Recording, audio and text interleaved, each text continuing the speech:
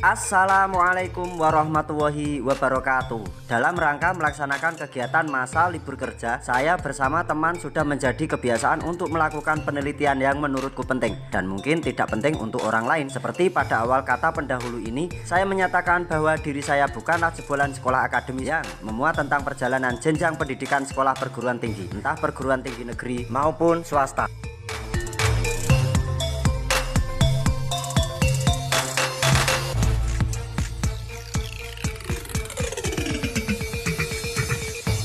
Lagi-lagi, niat itu muncul.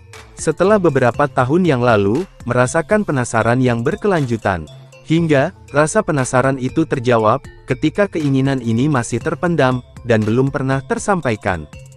Maka, naluri pun masih bergejolak untuk melakukan suatu pembuktian. Dengan melihat, kunjungi, pelajari, dan lestarikan. Dengan harapan supaya pembuktian dari apa yang diinginkan, dan disampaikan itu tidak meragukan. Siang itu, kita pun berangkat mengunjungi Sendang Senjoyo lebih tepatnya. Yang konon katanya, sendang tersebut merupakan petilasan dari Joko Tingkir atau Hadiwijaya Sultan Kerajaan Pajang kala itu. Hal yang ingin saya ketahui sebenarnya sangat mudah.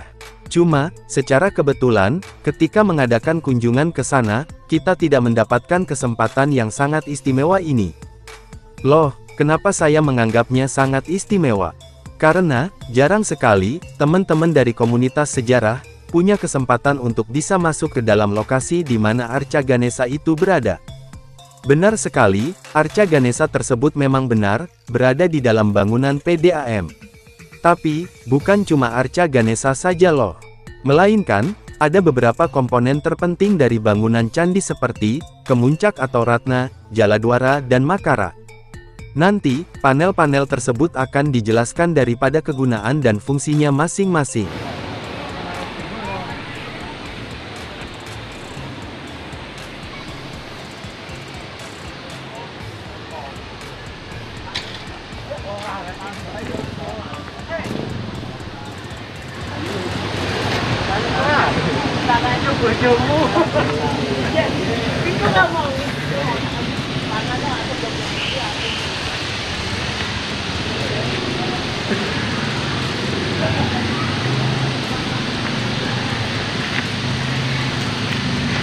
Ganesane ngosek ah. Kaseno. Ki makarane sakmene gedene lho. Karo Jaladwara asem iki.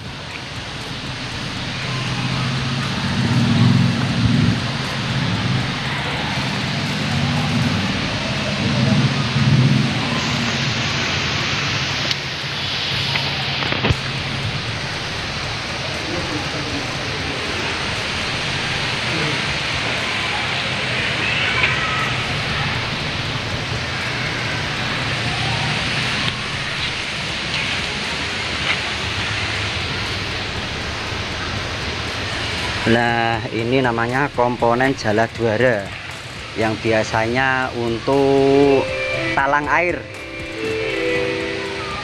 atau tempat keluarnya air dari penampungannya. Arca Ganesha yang berada di dalam lahan PDAM memiliki ukuran tingginya 112 cm dari permukaan tanah. Jika diukur secara menyeluruh, mungkin lebih dari nominal angka di atas.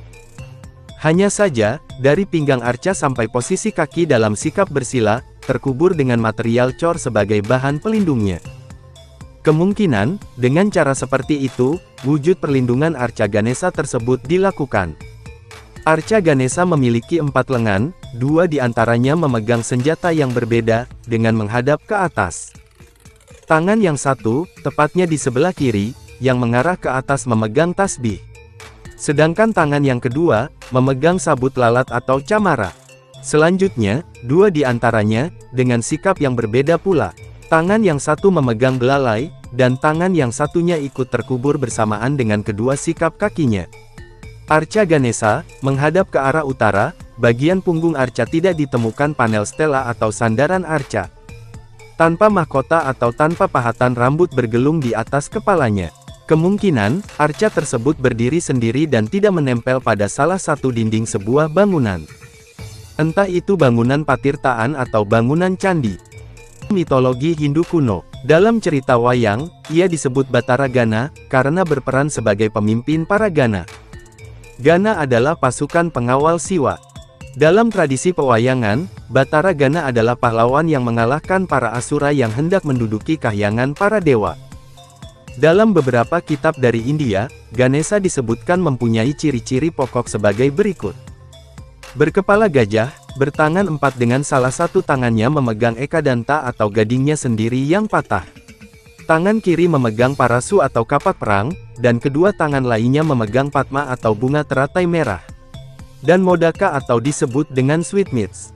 Mempunyai trinetra atau 3 mata, upavitanya berupa ular, kepalanya merah seperti sindura, tubuhnya merah seperti kunkuma dan duduk di atas seekor tikus, terkadang digambarkan juga duduk di atas singa.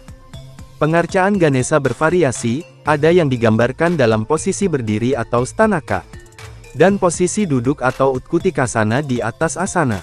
Serta jarang sekali Ganesha digambarkan di atas wahananya yang berupa tikus. Ganesha biasa menempati relung atau bilik belakang candi Hindu maupun diarcakan tersendiri.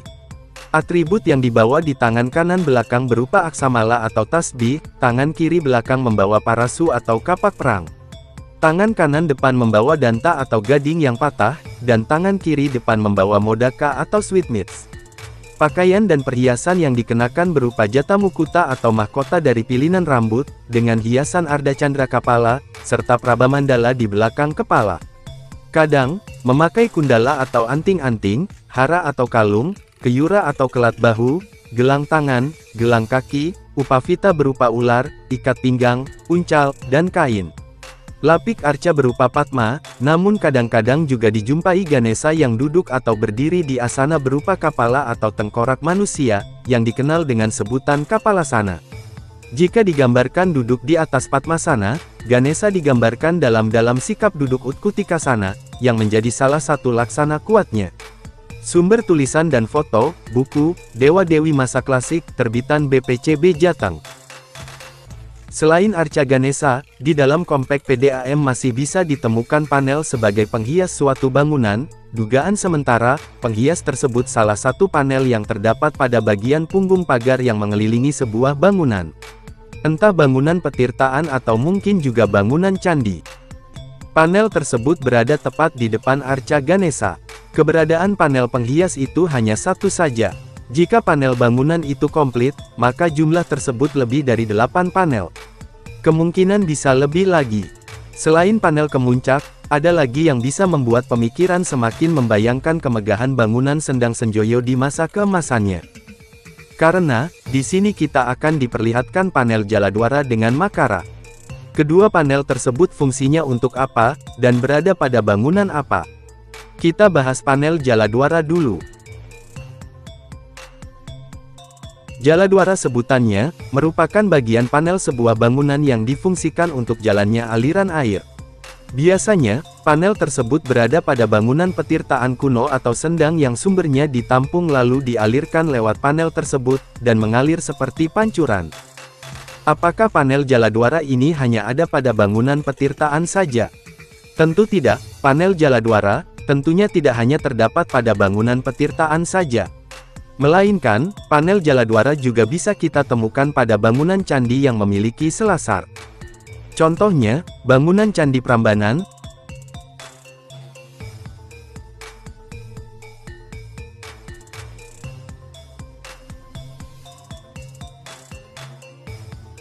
bangunan Candi Roro Mendut atau bangunan Candi Mendut,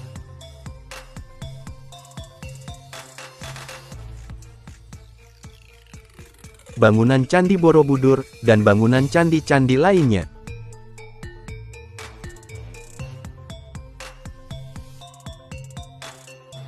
Fungsi daripada panel Jaladwara itu sendiri apa, jika panel-panel tersebut berada pada bangunan candi?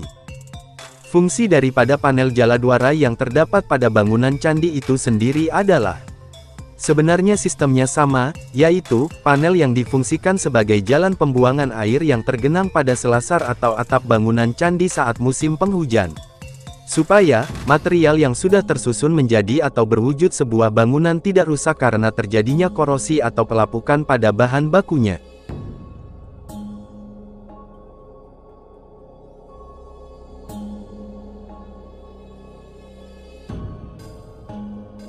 Yang selanjutnya adalah makara, merupakan panel yang difungsikan sebagai penghias pipi tangga sebuah bangunan. Entah itu bangunan candi ataupun bangunan petirtaan kuno.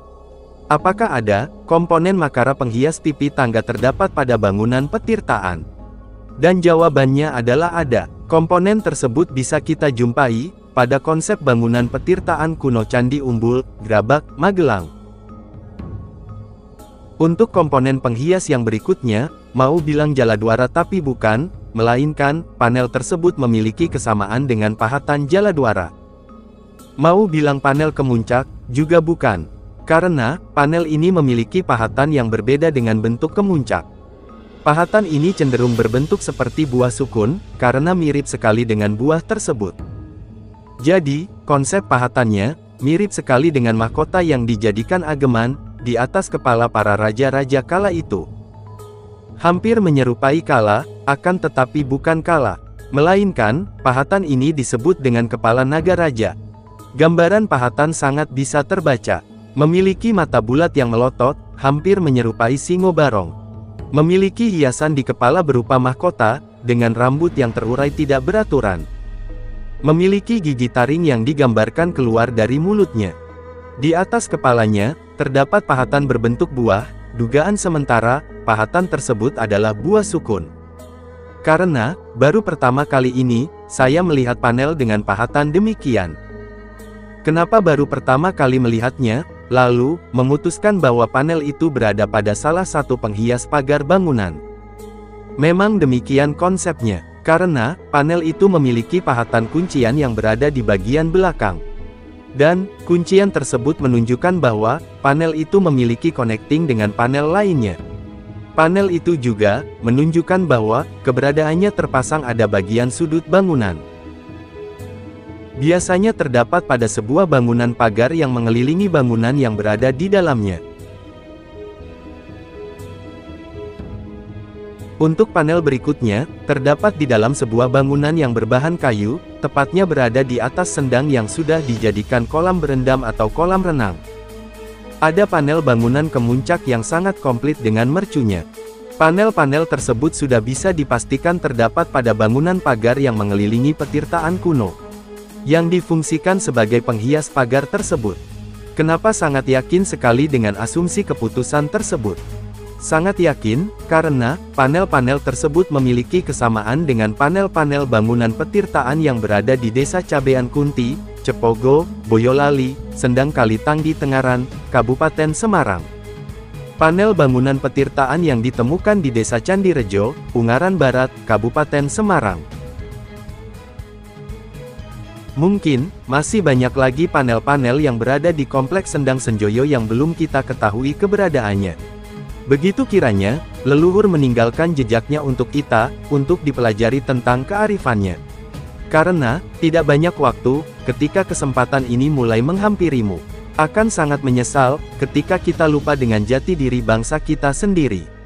Karena, kita adalah bangsa yang besar, bangsa yang bermartabat, bangsa yang memiliki nilai-nilai luhur dan moral. Yang pernah dipikirkan, diputuskan, tercatat, dalam butir-butir Pancasila.